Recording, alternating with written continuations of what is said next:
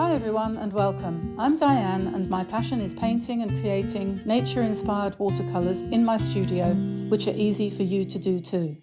I share all my paintings with you on YouTube, and on our website dianeantone.com you can find free downloadable sketches for all the videos to help you make the most of your painting journey. And if you'd like a little bit more, we also have channel memberships with loads of perks for you to enjoy. So welcome on board. Click subscribe and turn on notifications, and let's learn to paint watercolour. Hi everyone, Diane here, welcome to my studio. Today I'm just going to attempt to paint a landscape with a sunset. And first of all I'm going to stick down a piece of paper using masking tape to my board. This is a piece of paper out of my Etcher sketchbook, actually. I can't remember why, but I tore it out. I don't know why. So now it's sitting there lonely as a cloud. So I'm going to do something with it, turn it into clouds. So I'm using just ordinary house painting masking tape, not washi tape, not green tape, nothing special, really cheap. Hopefully it will come off when I've finished. And I've got some colours out here from the last tutorial I did just a minute or two ago. And so I'm going to use those. And what I've got here, the olive green is not going to be particularly useful, but I've got indigo, which I'm going to use for the sea. I've got quinacridone gold, which I'm going to use in the sky, along with alizarin crimson. And as well as those colours, I'm going to need some, I think, phthalo blue or ultramarine. I think I'm going to have ultramarine and cobalt.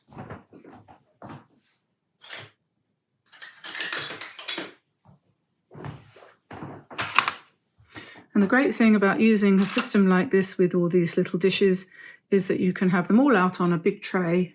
And when you want a particular colour, you don't have to mess around with silly little cubes in a tin or great big tubes in your drawer or whatever. It's all handy. So it works really well.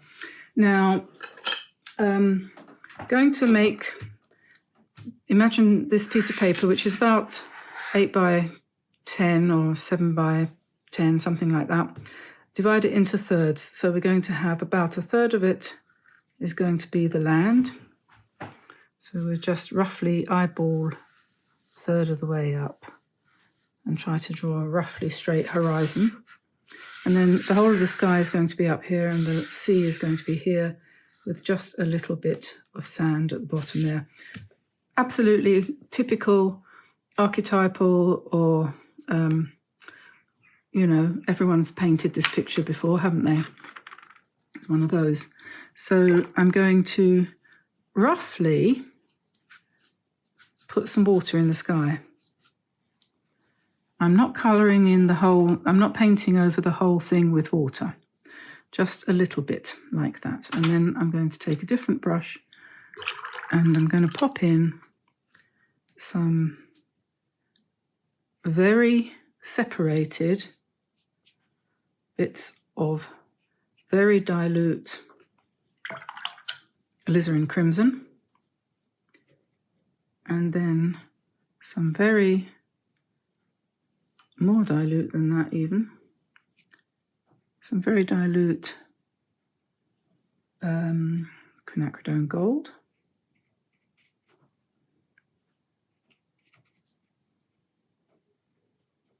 like that,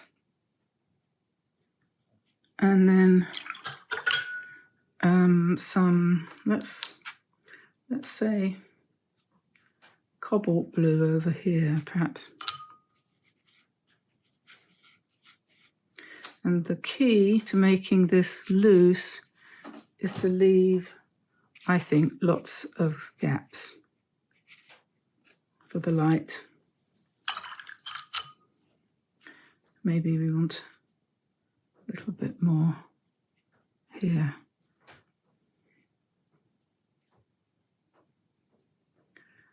And here. And then we're not going to play with that because if there are no rules about watercolor, but one of the things about loose watercolor is that you're better off if you don't play with it once you've laid it down, the color that is. So I'm going to put a little bit more blue along the horizon here. We're going to come down a bit more.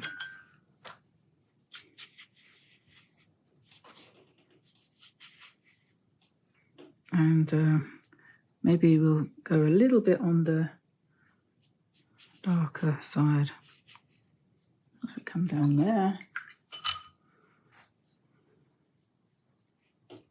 And I'm just going to wet that.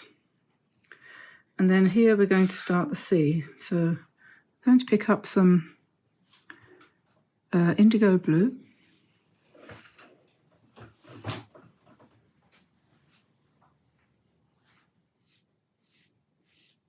Brush that across there. We've got a nice little bit of dry brush effect there, so we won't argue with that. And then just making it up as I go along, really. I'll tell you what I have noticed though. Just bring that down there like that and leave that for a sec. I need a piece of paper towel.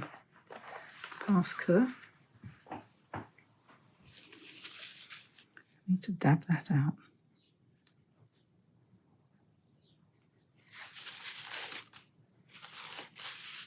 Expect you saw that happening. I didn't because I was concentrating on the next thing. There we are. All better. Okay. And then we're sort of thinking Bermuda here, or I am. I'm thinking pink sand, Bermuda. So we'll put some nice pink sand in here. And then let's go for a slightly greener blue for the water here.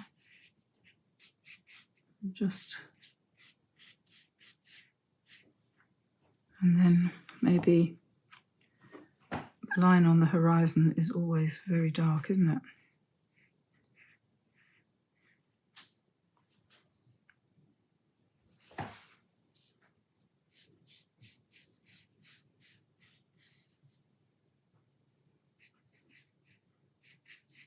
Strengthen that up there a little bit, maybe.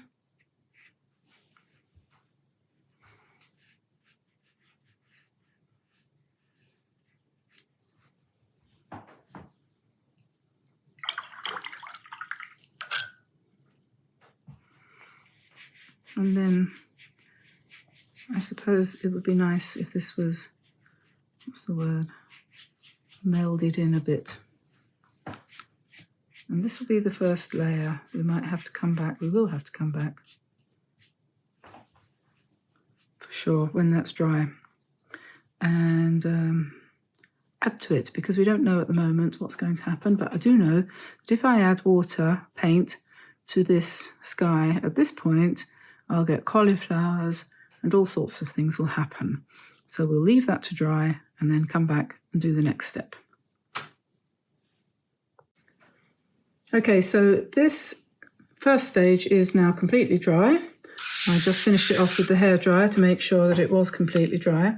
And now I'm going to basically repeat what I did initially for the sky, very lightly going over, leaving some gaps, going over so as not to disturb what's underneath, so being very light about that. And then I want a slightly smaller brush than the one I've used to wet with, and I'm going to be picking up a little bit more alizarin crimson and dropping it in where the pink is, overlapping into some of the yellow a little bit. And this is where you need to trust your intuition a little bit, be a bit just go with the flow sort of thing.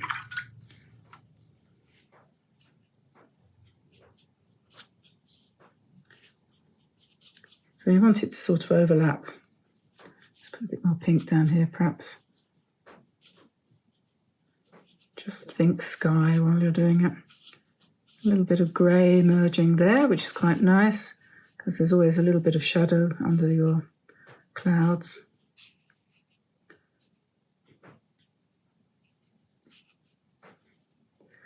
And then down the bottom, we're going to put in another row, just close to the horizon there.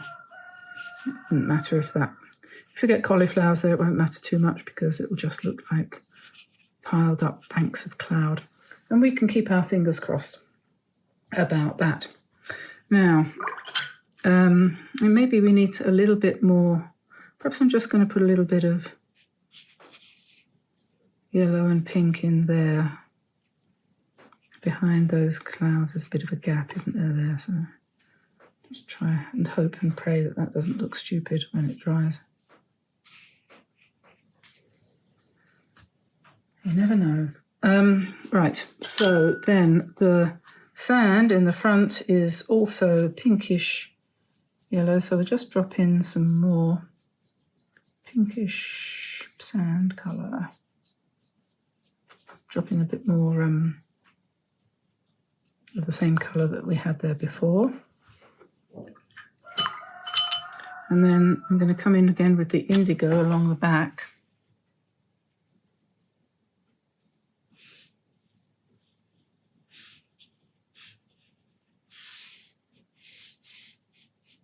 So this is basically just a deserted beach.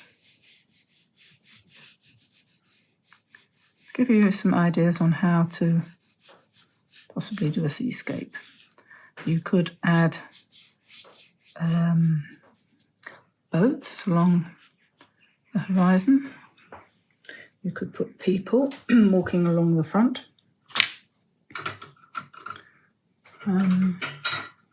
Do all sorts of things,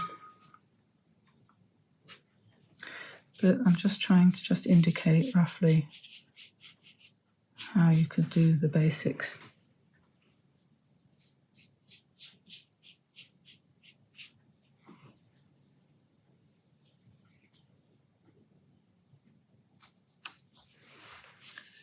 And we just put some darks here and there where it's happened to go kind of dark. Just emphasize it as it comes along towards you. So you've got, there's not really big waves going on here, but just give the idea of water a little bit. Considering we're painting in watercolor, it ought to be easy, but never is.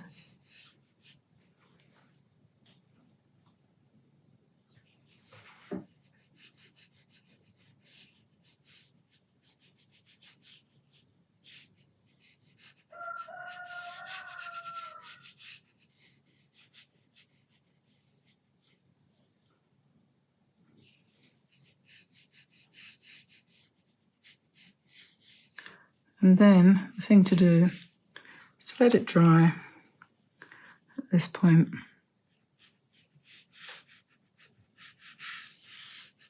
Go and have lunch, come back when it's completely dry. See whether you want to do anything else to it.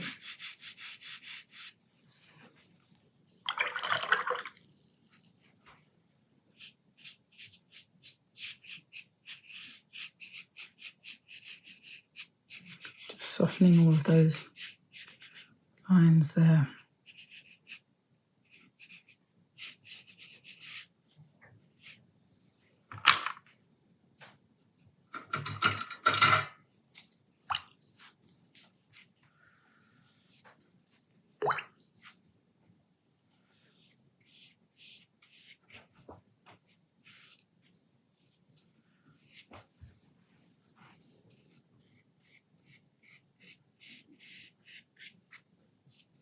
Okay, so lunch beckons. Now it's completely dry again, and what I'm going to do next is I'm going to darken the horizon with some more purplish, darker kind of clouds, because since we've got the sea being quite dark, I think that probably it would be a good idea to have the clouds in the distance kind of looking a bit like storm clouds. So I'm just going to dab in some purple coloured clouds along the horizon, bringing them down sort of a little bit unevenly to where the line of the sea is. And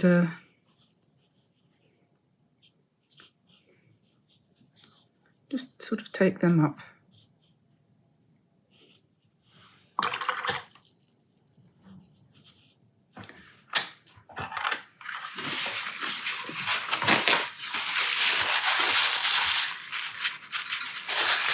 I don't want that going up that high.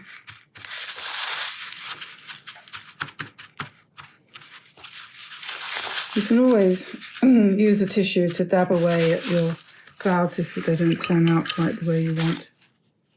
That doesn't hurt. In fact, sometimes it can give a really good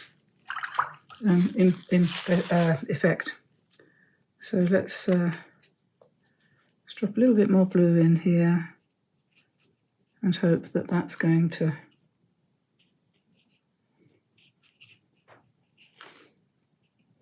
spread, hopefully. And maybe a little bit more up here.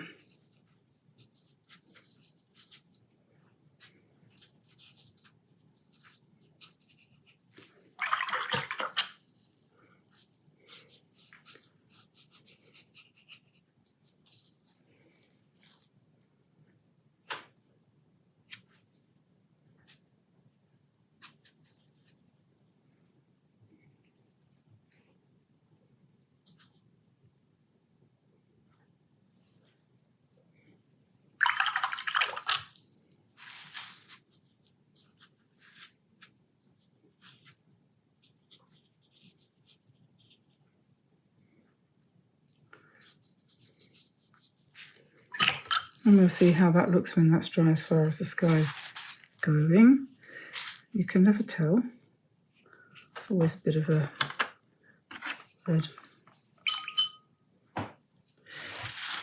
potluck, really. So then I'm going to bring in some, where it's a little bit darker, I'm going to emphasize it. Where it's light, I'm going to leave it to be light.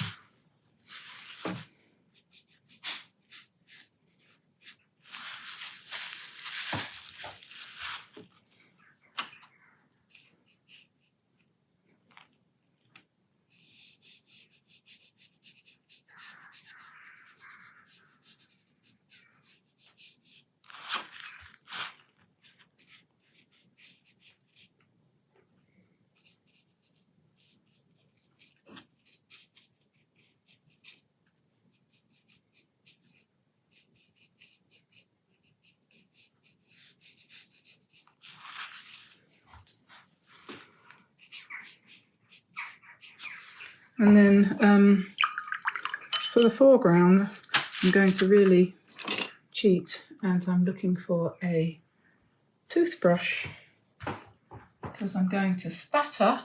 There we go. Here is a toothbrush. So we'll need a piece of paper which we'll put over there, and then some quinacridone gold, greenish.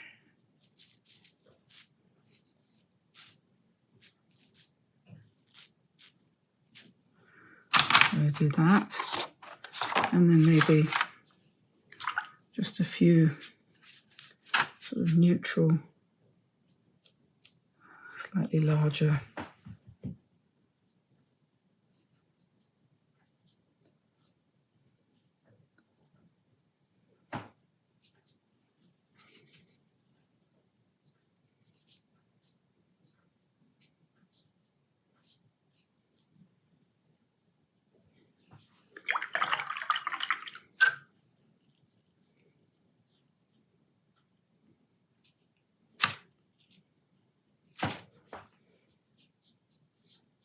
Okay, So we'll let that dry and see what that looks like.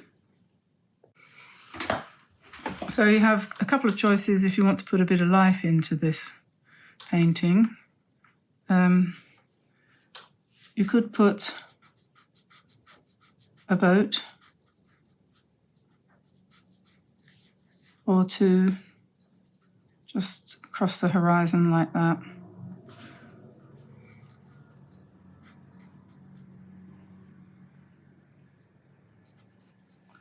You don't need to put anything in as far as the actual hull of the boat goes, just the white sails, because that's all you'd be able to see at a distance like that. You could also just touch up some of the white surf that you've tried to leave a little bit of.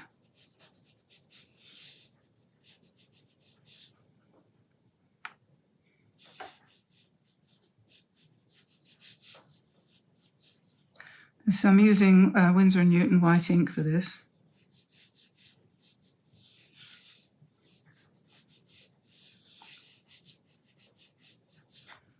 Just putting that in some fairly random places.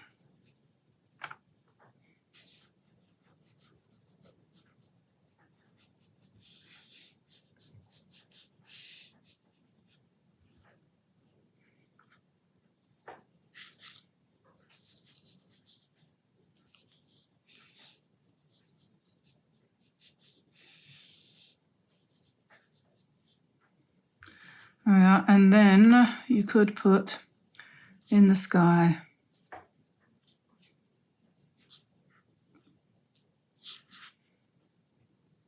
very far away some seagulls.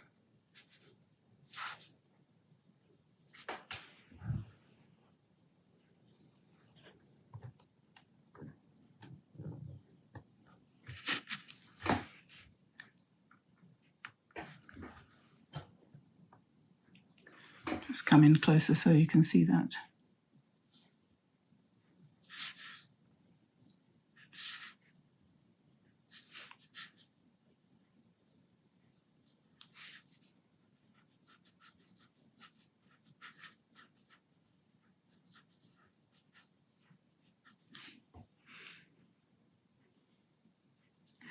You can put as many boats as you like. Perhaps we'll put 3.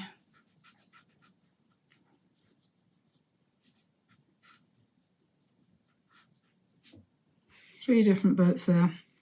And as the white dries a little bit, you need to come in sometimes and just put a second coat. So then next thing to do is to take off the tape. So we're lifting that off carefully at 90 degrees.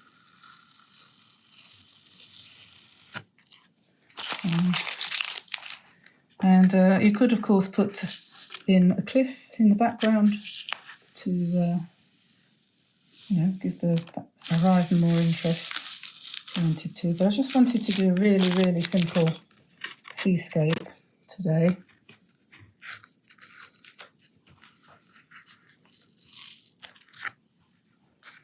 Come down from this side first.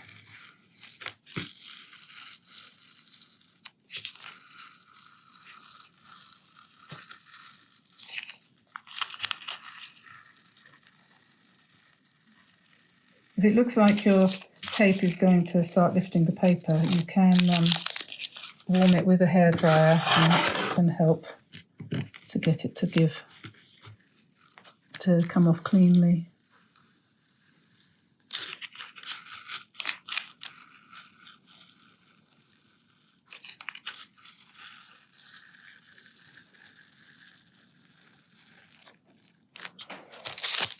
There we are.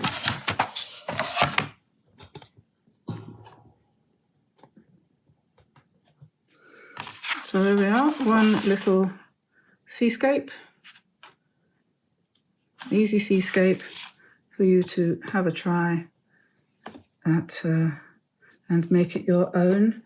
I'll tell you what you could do also. I think need a few more slightly larger rocks in the foreground here. There's so many things you could do, but that's all we're going to do for today. So here we are, Seascape. Hope you enjoyed that. If you did, give us a like and subscribe. Turn on notifications so that you hear when a new video goes up. Don't forget to consider joining our channel membership, and also pop on over to dianeantone.com and you can download sketches for all of the drawings, the paintings that need them. This doesn't need one really, does it? But there are lots of others that do. They're all free, no cost. We have a tip jar over there if you want to support the channel, as me and my daughter continue to try to offer you a little bit of light at the end of the tunnel. So thanks very much everybody for being here with us today, and I will see you again tomorrow. So bye for now. Bye-bye everybody. Bye-bye.